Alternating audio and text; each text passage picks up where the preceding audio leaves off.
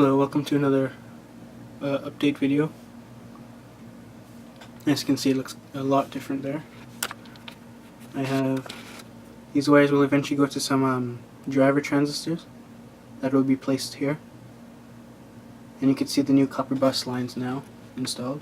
The connection terminals at the back here. We have positive here, speaker here, and negative here. These go to the back through the fuses here, run up, and go to the bus bars all the way to the end, and from the end they go through the wires, respective wires, to the drivers there.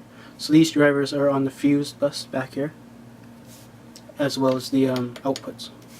Now if you notice, 3 wires look different than the other 2.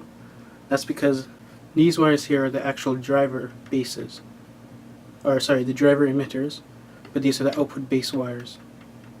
So what's going to happen is 2.2 ohm resistors will jumper off these wires to each transistor, and from that it gets collected from the respective power and emits through another resistor to speaker. 3 of these are 12 gauge wires and 2 of these are 14 gauge wires. These 14 gauge wires gets carried all the way down. These are shielded 14 gauge wires at the very tip here, and those go all the way down. I cleaned up these are all the pressure bars for both the driver board and for the drivers there. And I did the same here on the other side as well. Also, another thing, I'll bring you around front to see, get a better look at these, but I added the fine filtering capacitors, and if you notice, my bridge wires here are off the bridge rectifier there. I was going to put some capacitors across the AC line, but I think that's going to add more of a hum to it. So I'll hold off on that until the amplifier is playing, and then I'll go from there and calculate those capacitance. Nothing really new around the back here. This is the mains input here. I have 2 tie straps on this. This is to prevent it from pulling through, but also the actual nut here has a piece of rubber in there. I had to drill it out because it couldn't take this big wire. So I drilled it out, and it was a pretty tight fit, so it's rubber against the rubber in the metal casing, so that's not going anywhere. But just in case, you have these 2 tie straps on them, and they're also super glued down onto the plastic here. So the mains come in, they go through this little ferrite bead here. Ferrite bead, it's just about an inch long there. I don't know if you can see that. You should be able to. It's just about an inch long, and the 2 12 gauge wires squeeze through there with a little bit of room to spare. If you notice, you see this little kind of skin on there? That's shrink tube. So just put some shrink tube on there just in case the hot wire is actually isolated from the ferrite. You can see my ground wire coming in there straight from the input. Go straight over, straight to ground, and from ground this goes to 3 14 gauge wires through this blue line over to the central point at the back down there. So that then goes to the center of my the ground of my capacitor bank up here through this wire here. That's an 8 gauge wire, and it also comes from 2 12 gauge wires, this secondary windings of my transformer, straight to that point. Mains ground goes to that point. I have my speaker ground right where my power ground tap is. So I'm going to bring you around the front of the amplifier here and kind of show you what I did up here.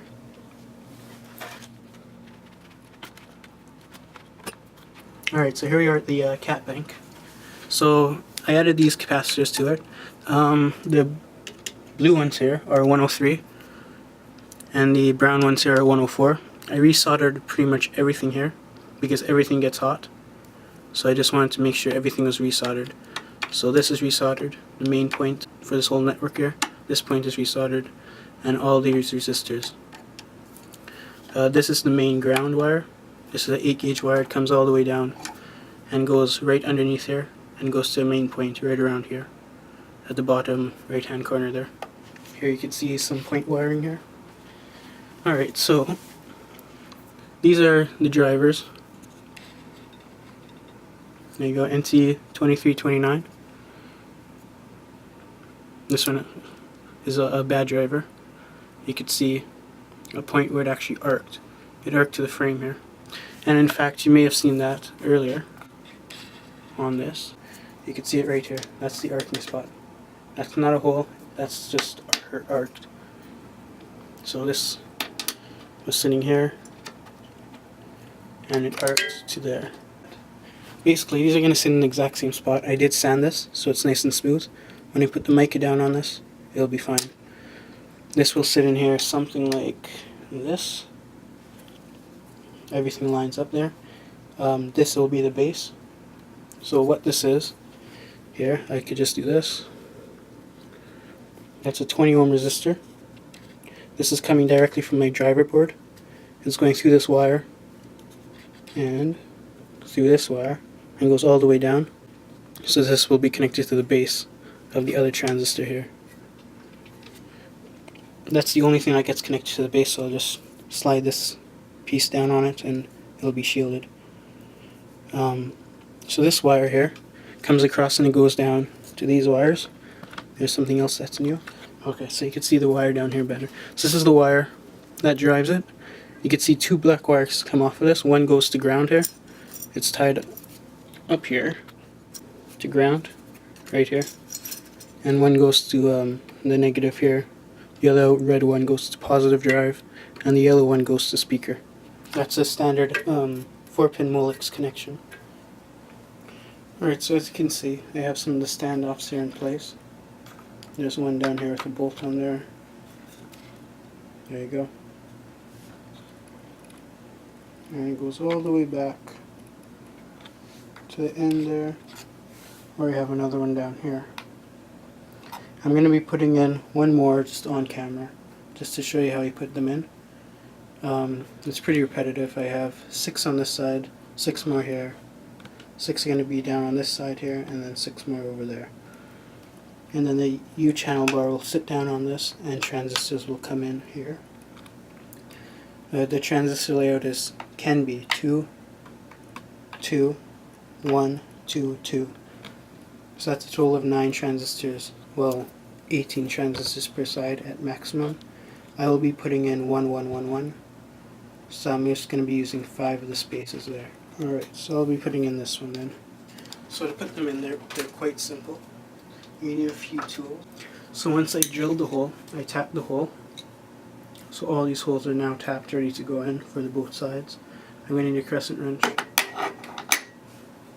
a socket that fits it. This is just for ease. You could just use a crescent wrench or 2 crescent wrench, and obviously the bolt and some thread lock here. So all you need to do, put a bit of thread lock, and of course this is going to be blocked up. Alright, so this is now oozing out all over. What I'm going to do is I'm going to take a bit of thread lock and put it on the bolt. Usually I like to let this sit for a little bit. And I'm also going to put it in the hole. I only put it in the hole when I'm ready to put it in. So once you get the hole, you get it ran up there. Alright. So now I'm going to take the screwdriver, screw them in, and from the bottom I'm going to feel out the hole, and just until the bolt kind of slides in there. I have a piece of cloth here so I can wipe off the bottom. And once that's in, I just take the crescent wrench, run it up on it, and pull it here. And once you pull it, you can just slide off the bolts. And then you have a stud in place, ready to go. You could just take a piece of paper towel or so and just wipe off along the edges there. And there you go. So I'll be doing that 17 more times.